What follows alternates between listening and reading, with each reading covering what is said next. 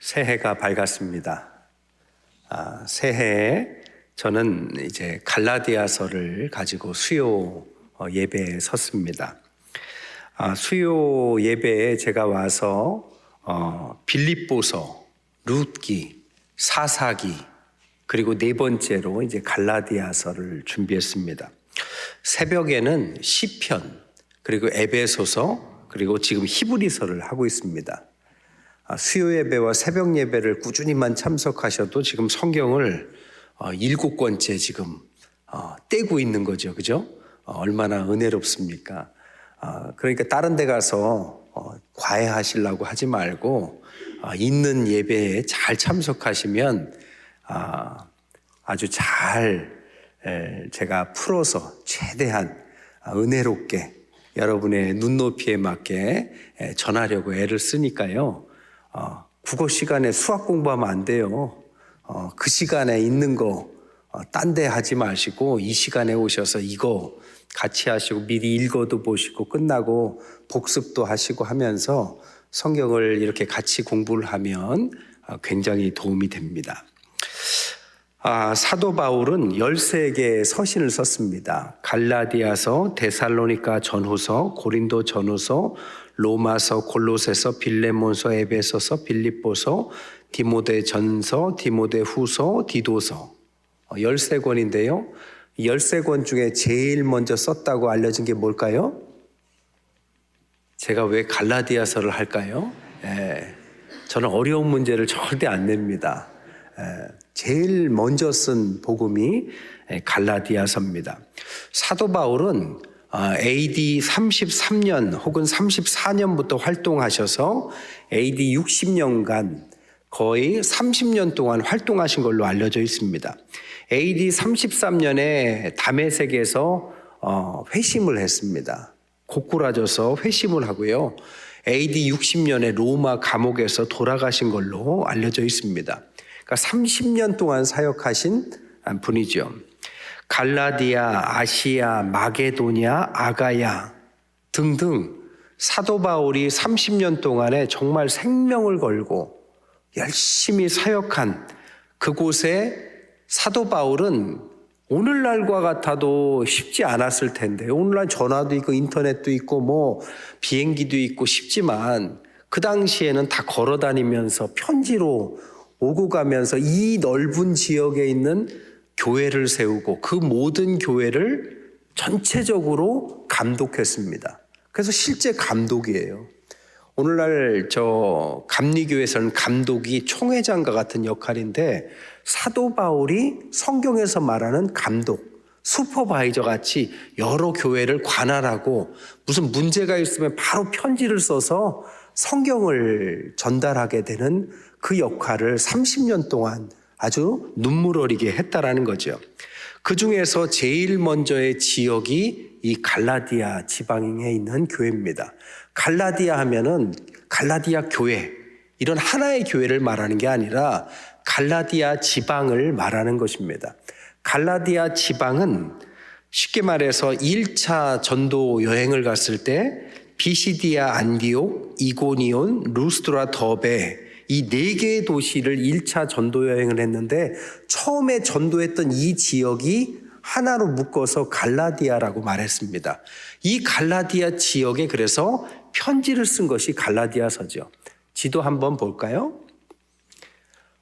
저기에 잘 보이시나 모르겠는데 가운데가 갈라디아입니다. 이 지역이 어디냐면 오늘날의 터키 지역을 말합니다.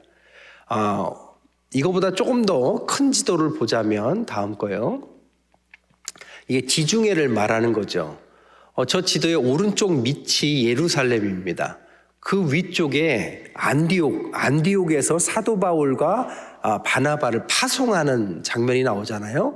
사도행전 12장 13장에 파송을 해서 그가 1차적으로 다녔던 지역을 저기 색깔이 제가 잘 안 보이는데 조그만 그 4개의 지역, 중간 지역, 그리고 두 번째가 좀 멀리 빨간 선으로 간 지역이 2차 전도, 3차, 4차까지 있는데 이 1차 전도 지역에 해당하는 곳이 갈라디아. 그래서 갈라디아 지방에 썼던 편지가 갈라디아서입니다. 저희가 성지순례를 올해 가는데 성지순례 가는 데가 바로 이 갈라디아, 터키 지역을 베이스로 하고 있는 거죠. 됐습니다. 여러분, 처음에 선교를 갔어요. 처음에 선교를 가서 교회를 막 개척하고 세웠으니 얼마나 첫정이 있을고, 그리고 거기에 있는 사람들을 완전히 세우고 온 것이 아니라 불완전하게 세우고 왔습니다. 그 당시에 사람들이 어떤 사람들이 있었냐면 유대인들 중에서도 선지자라고 생각하는 사람들이 많았어요. 그래서 이 사람들이 자꾸 다니면서 회당이나 교회를 다니면서 흔들어댑니다. 뭘 흔들어대느냐? 유대교가 어떤 거다라고 자꾸 가르치는 겁니다. 이 사람들은 기독교의 복음을 말을 해도 유대교로 자꾸 바꿔놔요. 유대교는 뭐가 중심입니까? 모세 오경을 중심으로 율법이 중심입니다. 율법을 지켜야 구원받는다. 이게 이제 유대교의 기본이라면 기독교는 율법을 지킬 수 없기 때문에 결국엔 주님이 오셨다. 주님께서 그래서 우리를 율법을 완성시키기 위해서 대속하셨다. 뭐 주제가 그런 겁니다. 그러니까 다른 거죠. 그러니까 우리는 은혜로 구원받는 건데 이 율법주의자들은 자꾸 율법을 들이대요. 근데 사람이 묘한 것이 기브 앤 테이크, 노력한 만큼 얻는 것이 자연의 순리라고 생각합니다. 그래서 우리가 하나님을 믿을 때도 내가 100을 집어넣으면 100을 받는다라는 공식을 스스로 갖고 있어요. 이게 맞을까요? 틀릴까요? 이게 그럴듯하다고요. 신앙생활하면서 내가 이만큼 열심히 하면 하나님이 이만큼 주신다. 반대로 얘기하면 네가 이만큼 열심히 안 했으니까 그만큼 못 받는다. 너 왜 이렇게 해야 되는데 못하냐? 이런 것들이 다 율법적인 것입니다. 그럼 하지 말아야 될까요? 그게 아니라 구원 문제만큼은 우리가 할 수 없기 때문에 그리스도 예수께서 우리를 완성시키셨다. 대속하셨다. 그래서 율법을 완성시키고 그리스도 예수를 통해서 우리가 은혜로 살다 보면 이 율법이 오히려 완성되어져 간다. 그래서 우리가 구원받고 나서 하나님, 내가 정말 가치 없는 죄인인데 하나님께 구원받았기 때문에 제가 아무런 목적 없이 헌신하겠습니다 하다 보니까 율법이 완성되는 거지. 내가 100을 놓으니까 100만큼 완성됐다라는 것은 구원 문제가 아니라 그것은 성화에만 해당하는 부분입니다. 그러니까 구원 문제와 성결과 성화되는 문제는 다른 겁니다. 어쨌든 그 당시에 사도 바울이 갈라디아를 처음 전도하고 나서 교회를 세워놔도 계속 이런 이야기를 가지고 성도들이 흔들리는 거죠. 담임 목사가 거기에 없고 이렇게 떠나서 멀리 있으니까 더 그것이 마음이 흔들리는 겁니다. 그때마다 편지를 썼는데 이 첫 번째 편지가 갈라디아서입니다. 그래서 갈라디아서가 가장 복음의 자유를 이야기합니다. 왜? 복음을 흔들리니까 다른 게 다 필요가 없어요. 그래서 복음이 뭔지에다가 아주 엑기스적으로 말한 것이 갈라디아서입니다. 그래서 갈라디아서, 이 복음을 이해하기 위해서는 자유, 복음, 이것을 가장 설명한 서신이 갈라디아서다. 자, 그래서 본론에는 이제 이렇게 시작합니다. 처음에 옛날에 편지 형식이 있어요. 그 당시에 편지를 쓸 때는 발신자의 이름을 쓰고 수신자의 이름을 쓰고 인사말을 쓰고 편지 내용을 쓰는 게 그 당시의 편지법입니다.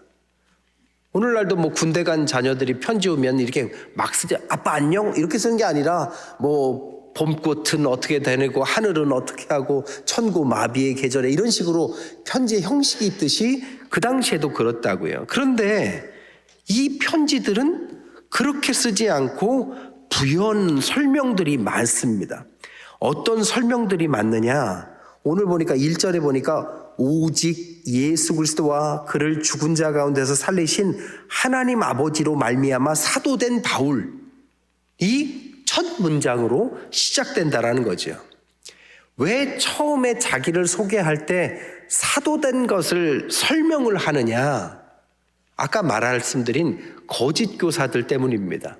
이 유대교의 율법 교사들이 자꾸 와서 복음을 흔들어대는데 우리 교회를 세우신 사도 바울 목사님은 그렇게 말씀하셨는데요.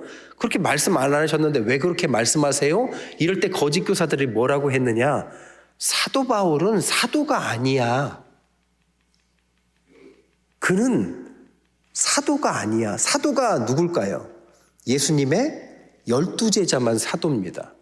여러분, 사도라고 할 때는 예수님의 12제자, 예수님이 직접 택하시고 부르시고 위임해 준 사람들만 사도였습니다. 이 사람들에게 주님께서는 가르칠 수 있는 권한을 줬고 그 당시에 이 사람들에게만 기독교적인 권한이 있어요. 설교의 권한, 가르칠 권한.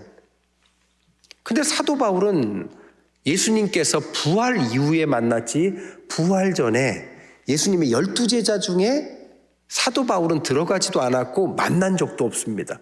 그래서 이걸 가지고 흔들어대는 거죠. 이걸 가지고 흔들어대니까 이 사람들이 사도 바울이 사도가 아니었어? 그럼 어떻게 우리에게 가르쳤지? 이렇게 흔들리기 시작하니까 그때 율법을 가르치고 할례를 받아야 된다고 엉망을 다 다시 원상복귀 시켜놓는 거죠. 그래서 사도 바울이 자신이 사도다라는 것을 이야기한다는 겁니다. 왜? 자기가 대단한 존재이다를 이야기하고 싶어서가 아니라 자기가 말씀을 전할 권위가 있다라는 사실을 말하기 위해서 사도됨을 이야기한다는 것입니다. 자기가 말씀 전할 권위가 없으면 말씀이 전달되지 않아요. 여러분, 이 강대상 누구나 올라올 수 있지만 갑자기 누가 올라와서 여기에서 설교할 수 있습니까? 여러분들이 저게 누구야? 왜 저러지? 권위를 주지 않기 때문에 그 말을 듣지 않는 거죠. 저는 왜 여기 올라올 수 있습니까? 여러분들이 저를 청빙해서 담임 목사를 뽑아줘서 담임 목사라는 권위가 있기 때문에 예배 시간에 설교단에 올라갈 수 있는 권위를 가지고 말하는 것입니다. 아무나 올라올 수 있지만 아무나 말할 수는 없어요. 권위란 그런 것입니다. 사도 바울은 지금 그 권위를 말하는 거죠. 사도 바울은 여기만 그런 것이 아니라 모든 사도 바울이 쓴 서신서의 1장 1절은 다 자신이 사도라는 것을 누누이 이야기합니다. 로마서 1장 1절은 사도로 부르심을 받아, 고린도서 1장 1절은 하나님의 뜻을 따라 그리스도 예수의 사도로 부르심을 받은, 고린도후서 1장 1절은 하나님의 뜻으로 말미암아 그리스도 예수의 사도된 바울, 에베소 1장 1절은 하나님의 뜻으로 말미암아 그리스도 예수의 사도된 바울, 골로새 1장 1절은 하나님의 뜻으로 말미암아 그리스도 예수의 사도된 바울, 디모데전서 1장 1절은 우리 구주 하나님과 우리의 소망이신 그리스도 예수의 명령을 따라 그리스도 예수의 사도된 바울, 디모데후서 1장 1절은 하나님의 뜻으로 말미암아 그리스도 예수 안에 있는 생명의 약속대로 그리스도 예수의 사도된 바울, 디도서 1장 1절은 하나님의 종이요 예수 그리스도의 사도인 나 바울. 13권 중에 빌립보서, 데살로니가 전후서, 빌레몬서 4개를 제외하고 9가지에는 1장 1절에 자기는 사도다라는 것을 굳이 이야기합니다. 아까도 얘기했지만 자기가 사도라고 인정받아야만 자기가 전한 복음이 진짜 복음인 것을 사람들이 믿기 때문에 그는 사도다라는 것을 계속 얘기하는 거죠. 여러분, 권위가 이렇게 중요한 거예요. 여러분, 권위가 중요하다니까요. 권위가 없으면 아무리 말을 해도 의미가 없습니다. 아이들에게 존경받는 부모와 아이들이 우스워하는 부모는 달라요. 아이들이 우스워서 막 매로 아이들을 다스려 보세요. 그러면 아이들이 무서워서 듣는 척하지만 그 말을 깊이 안 들어요. 우리 교회 선생님들 많으시잖아요. 선생님이 아무리 가르쳐도 에이 자기나 잘하지 속으로 그렇게 생각해 보세요. 그러면 누가 그 말을 배우겠습니까? 그런데 부모가 혹은 목회자가 존경받고 말씀처럼 살아가고 그래서 그 말이 한마디 한마디 놓치지 않으려고 들으면 그 말이 생명으로 다가오는 거죠. 아무리 옳은 말을 해도 들을 수 없으면 권위가 없는 겁니다. 그래서 목회자에게 중요한 것은 권위입니다. 제가 배웠던 존경하는 목사님도 저에게 가르치시기를 목회자가 권위주의는 버려야 되지만 권위는 생명처럼 생각해야 된다. 목회자의 명예를 포기하는 순간 목회가 안 된다. 다 어려운 게 뭡니까? 목회자가 권위가 추락되면 강단에서 아무리 얘기해도 전달이 안 돼요. 마음까지 전달이 안 돼요. 그리고 나서 교회가 순종을 안 해요. 아무리 좋은 설교, 아무리 옳은 말을 해도 들리지를 않아요. 근데 그것은 목회자에게만 문제가 있는 것은 아닙니다. 그렇게 되면 누구에게 문제입니까? 그 자리에 있는 여러분들에게 더 큰 문제가 되는 거죠. 오늘날 한국 교회를 가지고 너무 여러 말들을 해요. 뭐가 문제다, 뭐가 문제다. 뭐 코로나 때 모였다, 안 모였다, 누가 그랬다. 심지어 이단들조차도. 그래서 요즘엔 드라마 단골이 아주 교회에 대해서 부정적으로, 심지어 목회자에 대해서 아주 안 좋은 역할, 사기꾼이니 뭐 어떤 뭐 목회자의 자녀가 뭐 마약을 한다는 뭐 이상한 드라마나 극화된 것들도 많습니다. 근데 나도 모르게 그러면서 목회자의 권위가 추락이 됩니다. 목회자의 권위가 추락이 되니까 교회의 권위가 추락이 되고, 교회의 권위가 추락이 되니까 교회까지 오질 못해요. 그래서 젊은이들이 사실인지 아닌지 알기도 전에 교회 문 앞까지 오질 않습니다. 그냥 거부감이 있는 거죠. 이렇게 냉소적으로 변하면 그 결과가 뭡니까? 교회에 젊은이들이 사라지는 거죠. 오늘날 그게 한국교회의 현실입니다. 교회에 젊은이들이 사라지니까 어르신들만 모여서 예배를 드리는 이 모든 것들 속에는 결국에는 명예, 권위를 갖춰야 될 존재가 권위를 인정받지 못한 거기에 있다라는 거죠. 사도 바울은 집요하게 이것을 지키려고 했다라는 것입니다. 왜? 이게 지켜져야 복음이 전달되니까. 저를 막 높여달라는 뜻이 아닙니다. 저도 불완전한 인간이고 인간적으로 실수도 많고 욕심도 있고 욕망도 있고 불완전한 존재예요.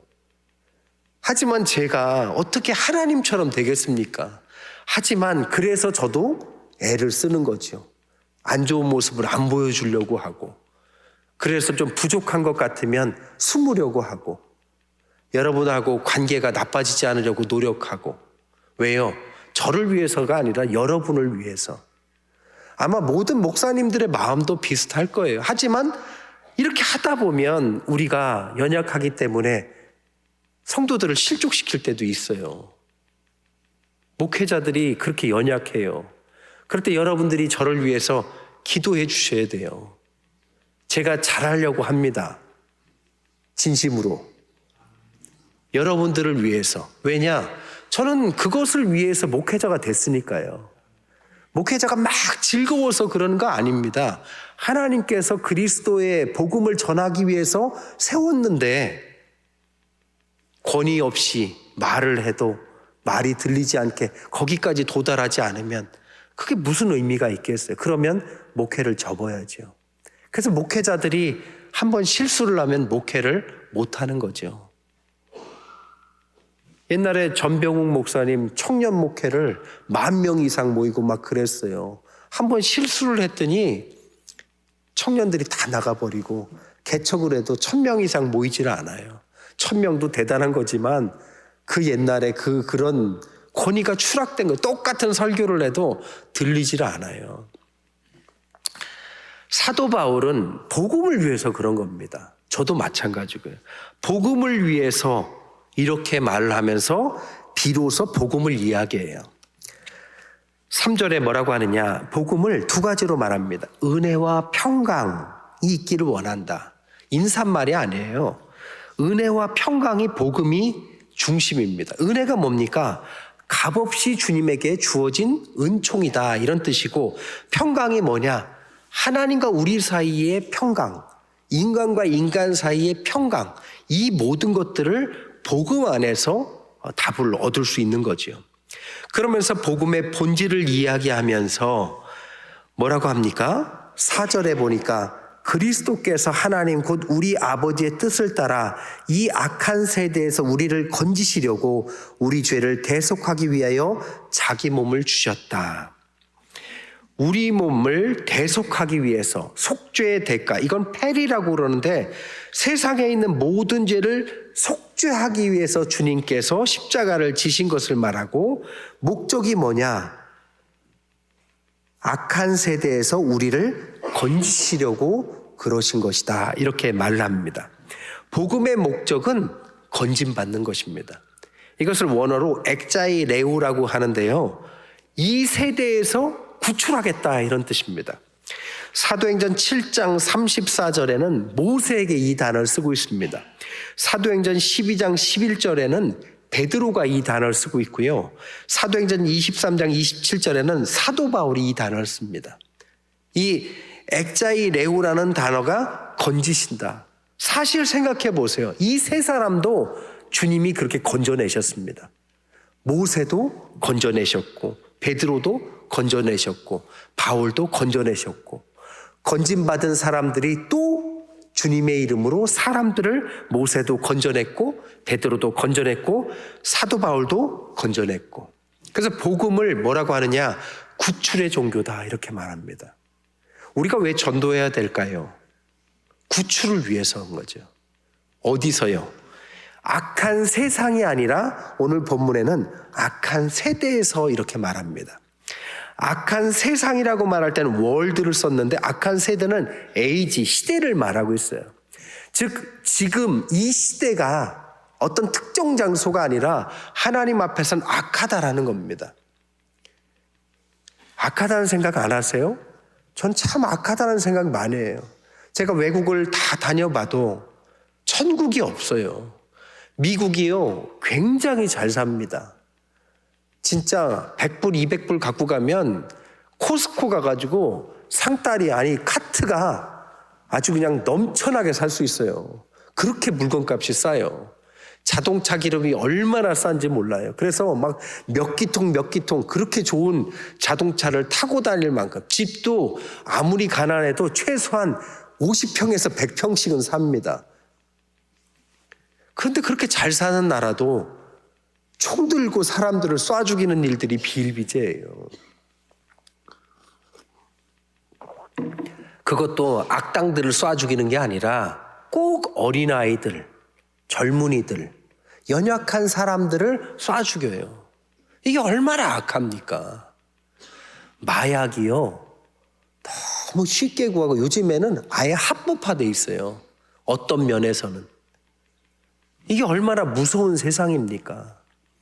마약이, 한국은 뭐 마약하면 깜짝 놀라는, 외국에서는요 그냥 파티 가면 마약하는 거다라고 생각할 정도로 젊은 애들이 마약하고 가까워요. 이거 얼마나 악한 세상입니까?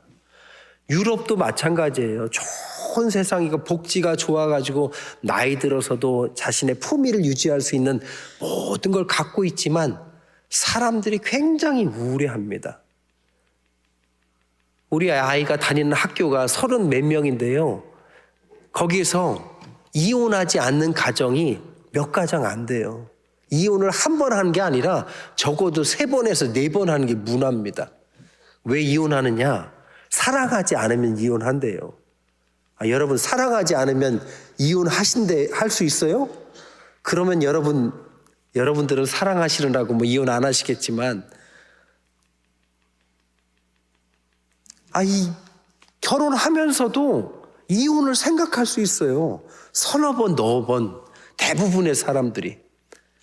아이들이 모여서 우울해해요. 좋은 세상 같지만 한층 들어가 보면 꼭 그렇지만은 않아요. 뭐 우리나라는 또 어떻습니까? 한국 잘 산다니까요. 먹고 사는 게 넘쳐납니다. 반찬을 10개 이상씩 줘요. 10,000원만 내면 10개씩 주는, 그런데 많잖아요. 외국 애들이 한국 와서 눈 뒤집어집니다. 에? 얼마나 이렇게 풍요로운 나라가 있는지 우리만 모르고 산다니까요. 그럼 우리는 천국이라고 생각하나요? 한국은 헬이래, 헬조선. 우리가 지옥이라고요? 이렇게 좋은 세상인데? 하지만 우리의 마음속에는 또 안 좋잖아요. 악한 세상이라니까요. 악한 세대. 어디에서 희망을 찾겠습니까? 더 조건을 좋게 하면 될까요? 우리가 3만 불이니까 5만 불이면 될까요? 10만 불이면 될까요? 조건이 좋아지는 건 좋은 일이지만 우리 마음속에서 마귀가 계속 우리를 흔들어대는 세상이라면 또 다른 문제들이 계속 문제를 일으킬 겁니다. 하나님 앞에서 이 악한 세상, 악한 세대 구출하는 겁니다. 복음은 은혜와 평강 속에 살도록 만드는 거예요. 복음의 핵심은 가치 없는 내가 가치 있는 존재가 된다는 사실을 깨닫고 하나님과 인간과 평강을 누리면서 사는 거기에서 본질이 있습니다. 이것은 우리가 아무리 많이 가져도 깨닫지 못하는 정말 하나님만이 줄 수 있는 복음 중에 복음입니다.